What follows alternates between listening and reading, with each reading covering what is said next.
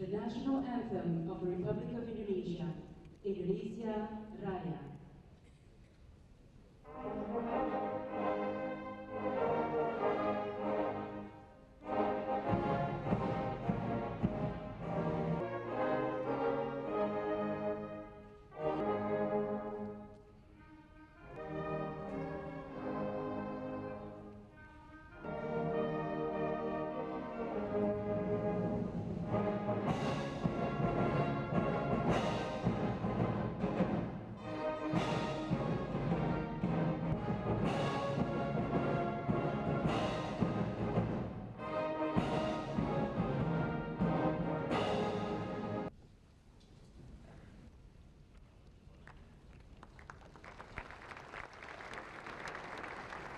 Soekarnoputri, Excellency President of the Inter-Parliamentary Council, Mrs. Najma Abdullah, Honorable Secretary General of the IPU, Mr. Anders P. Johnson, Honorable Members of Parliament, distinguished guests, ladies and gentlemen.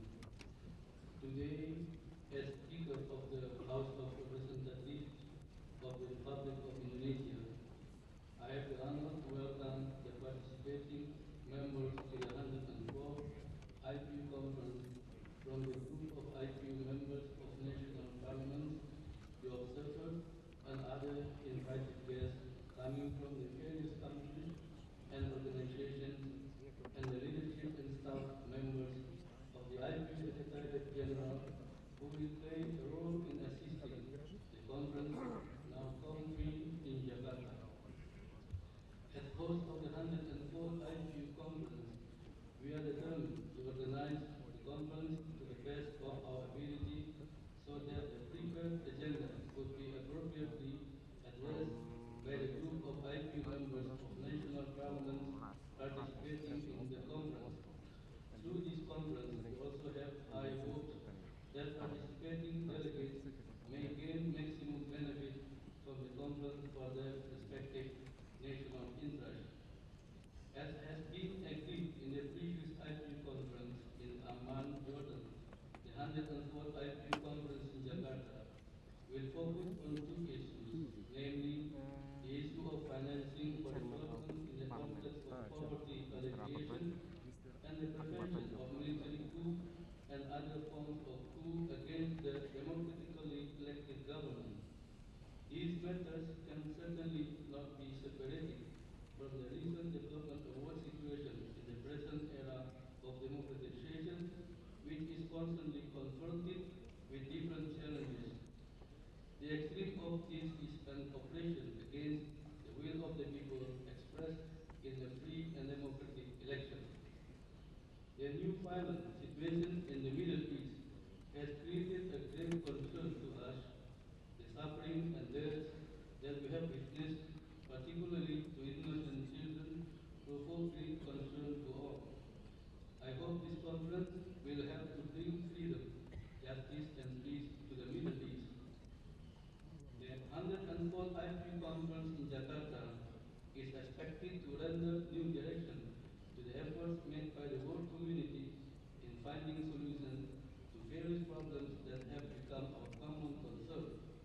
In this connection, we, the parliamentarians, should express our gratitude to women parliamentarians of the IPU who have completed their meetings this morning. We expect that some positive results will be forthcoming and significantly contribute to the 104th IPU conference. Excellencies, distinguished delegates, ladies and gentlemen, as we all know, one of the problems that concerns us is the effort to realize a new world order capable to further guarantee global stability and a permanent world peace. The unbalanced world economic system and the debt burden and poverty that are interrelated have become one of the constraints towards the realization of the world order. Meanwhile, negative effects of globalization have deteriorated the situation in many countries that are not ready to cope with such effects, thus further facilitating the emergence of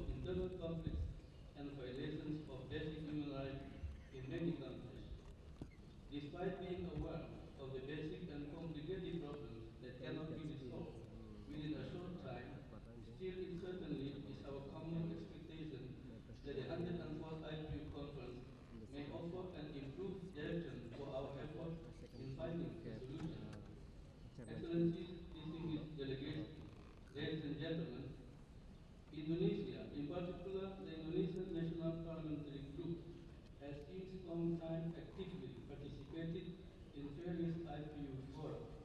Through the various activities where members of the Indonesian National Parliamentary Group have participated, we succeeded in gaining valuable contribution for the interest of our country. Presently, the Indonesian Parliament endeavors to reach the same capacity with the parliaments of other countries in terms of carrying out their parliamentary duties. This is in response to the demand of time, which requires that in the present millennium, parliaments should be able to perform actively for the cause of democracy, economic and social justice, human rights, peace and security. Excellencies, distinguished delegates, ladies and gentlemen, Indonesia, stretching from Sabah in the west to Merauke in the east, comprises more than 17,000 of islands and various ethnic and religions. Blessed with potential natural and biological resources, as well as cultural wealth, as a gift from the Almighty God, we are also blessed with a sense of hospitality which we have inherited since the early days of our forefathers. This diversity has become a blessing since the Indonesian people keep their commitment to their unity based on the 1928 Youth Oath, the 1945 Independence Declaration, and the state ideology Pancasila. For this reason, we hope that delegations from the various countries and organizations attending the 104th IPU conference may equally enjoy the beauty and natural richness as well as the culture of the country, while at the same time to experience the hospitality of the Indonesian people during their stay here. More specifically, as first we certainly hope that participants to the 104th IPU conference may follow all the conference activities actively.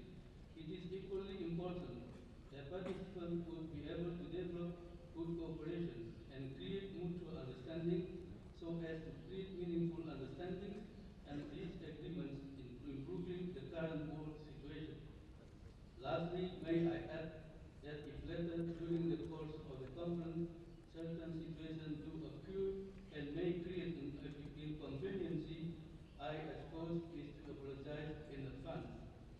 I hope all conference participants may spread the word to their fellow parliamentarians, their relatives, or their friends who could not be present at the conference now, that Indonesia remains and still a peaceful country worthy to be visited.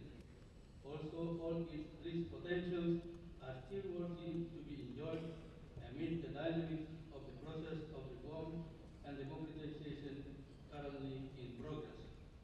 In conclusion, I wish you all again a warm welcome to Indonesia to participate in the 104th IPU conference.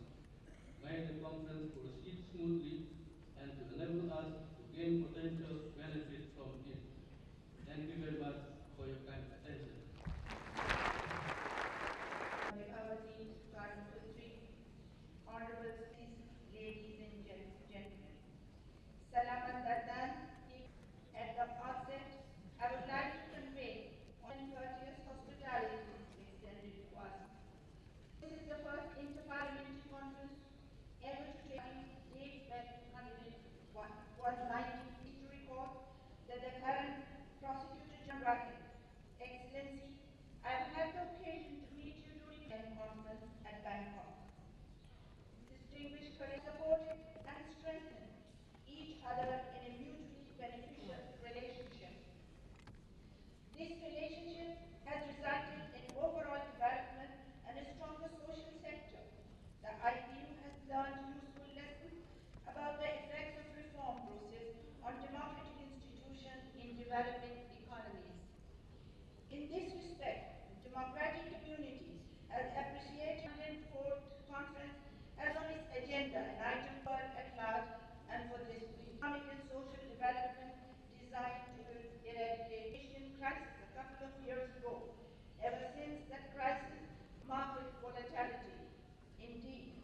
you will go. We presume that the current reform in the global economy can become a force for economic democracy. At IPU, we have looked into ways to temper it with human concerns and greater distributive justice. New technologies, particularly in sunrise areas like information technology, computers, and biotechnology, have great democratizing potential.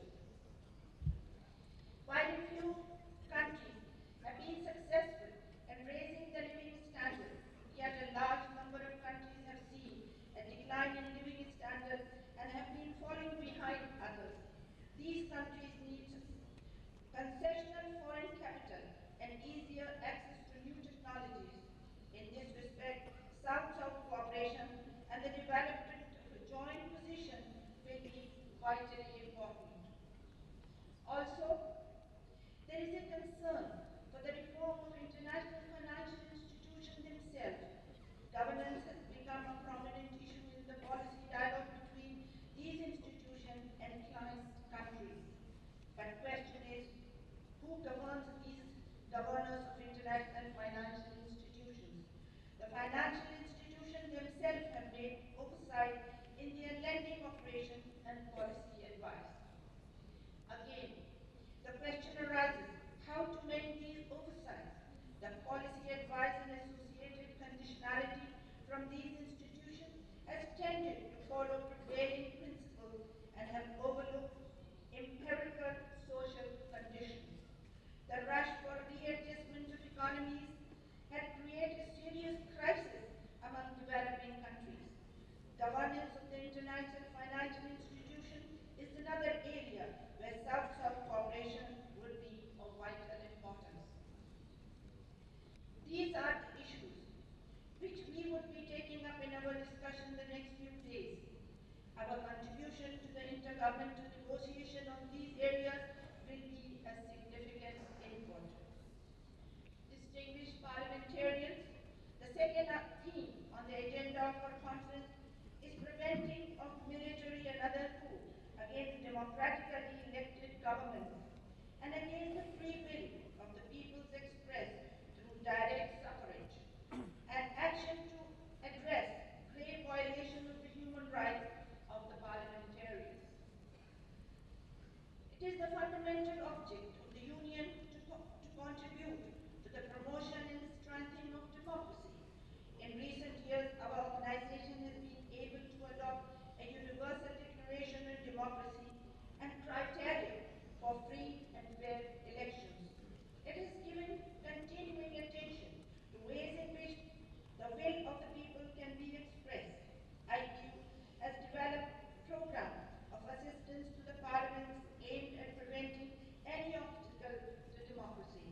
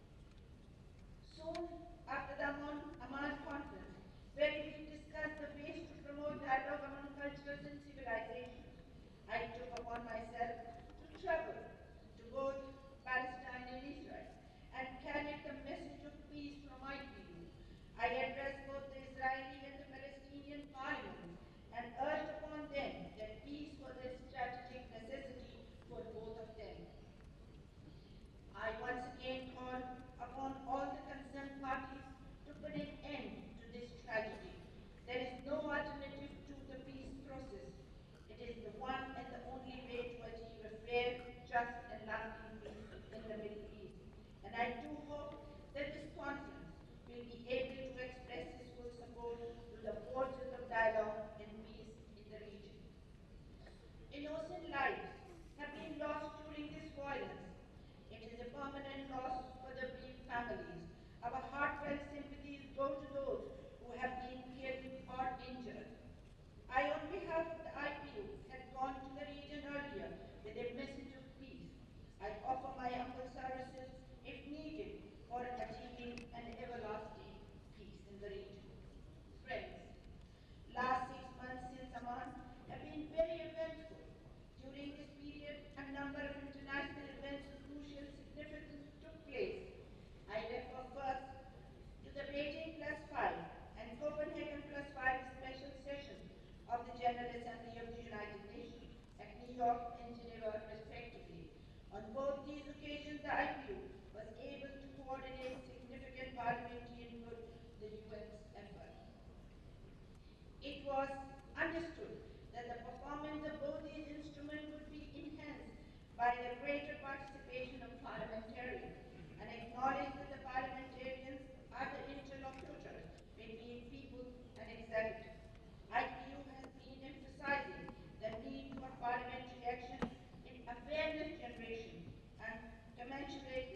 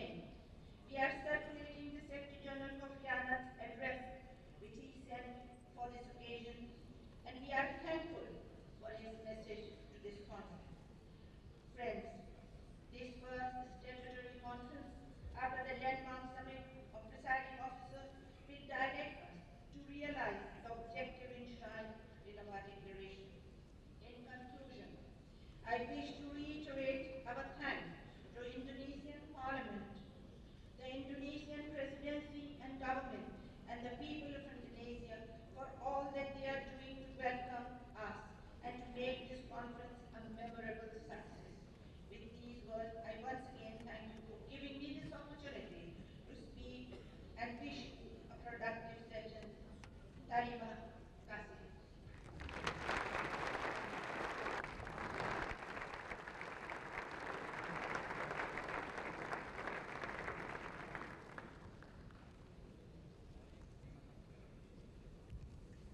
Excellencies, President of the IPU, honorable delegates, distinguished ladies and gentlemen.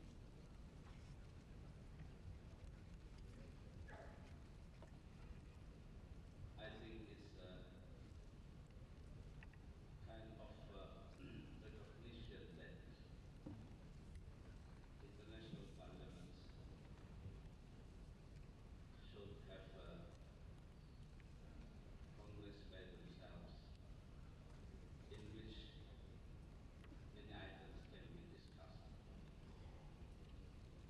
This is important because without that, I think we will not be able to reach peace, to reach what is desired by all of us, that is the service of humanity.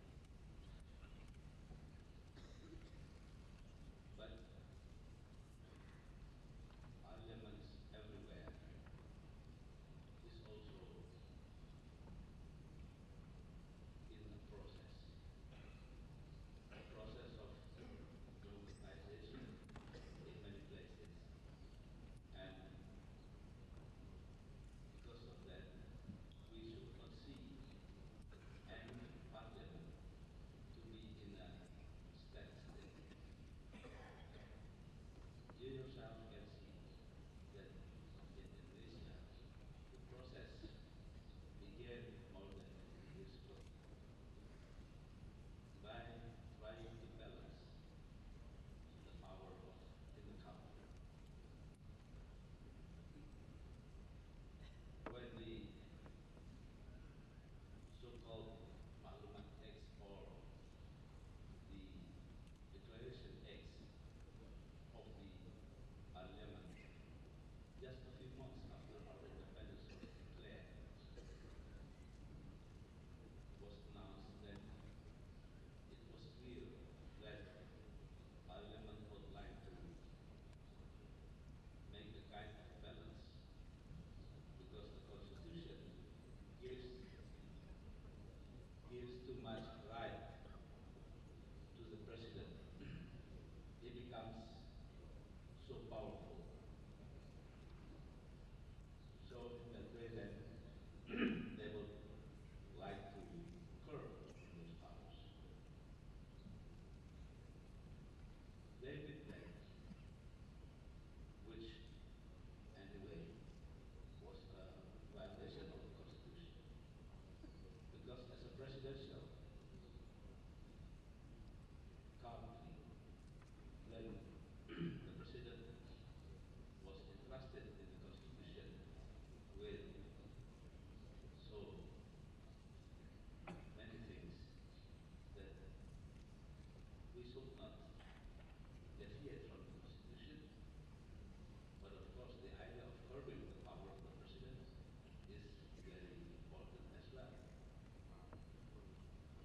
This continued until years.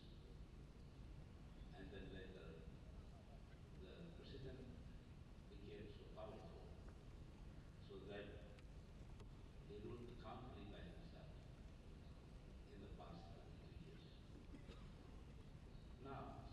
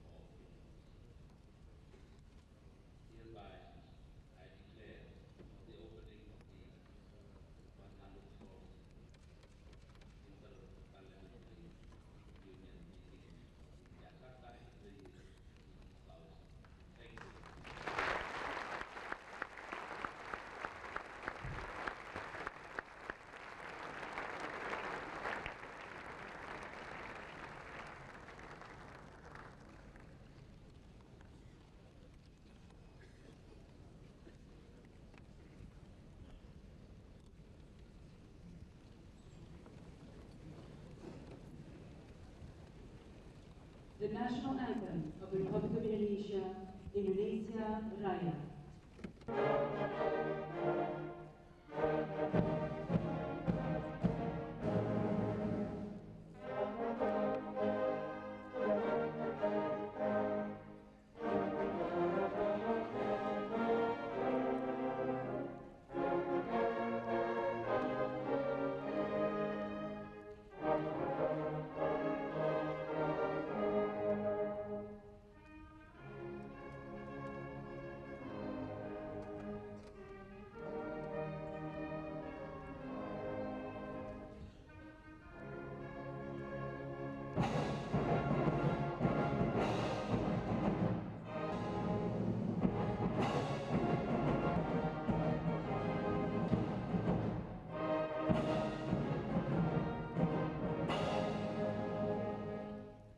President of the Republic of Indonesia and entourage will now leave the Paripurna hall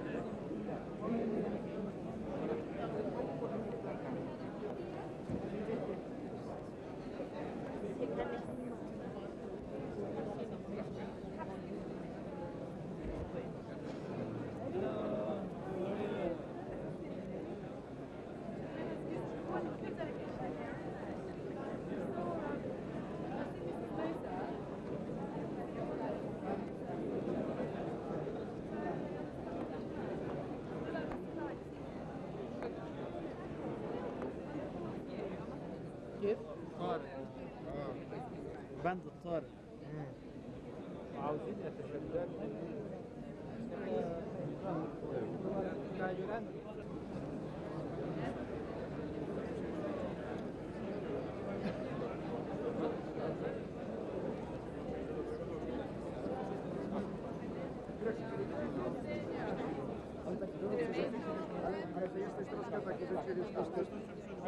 Waktu 1-2 jam datanglah ke Pansus, syukur-syukur disertai Suwondo dan Sapuan, sehingga 3 tokoh penting ini yang sering disebut oleh koran, oleh majalah, oleh media massa seperti Anda, bisa mengungkapkan secara komprehensif apa yang sesungguhnya terjadi. Kalau 3 orang ini bersama-sama, saya kira setengah hari selesai. Tapi kalau satu datang, satu tidak, satu datang lagi, kemudian satu ditunda, itu nanti malah berdelay-delay. Saya kira kita sudah paham bahwa banyak masalah besar yang harus kita pecahkan, tetapi masalah-masalah yang mengganjal ini pun juga perlu diselesaikan. Saya kira demikian. Ya. Cukup? Pak Amin, bagaimana tanggapan Pak Amin mengenai pertemuan Gusdur dengan Tommy yang disebut-sebut itu?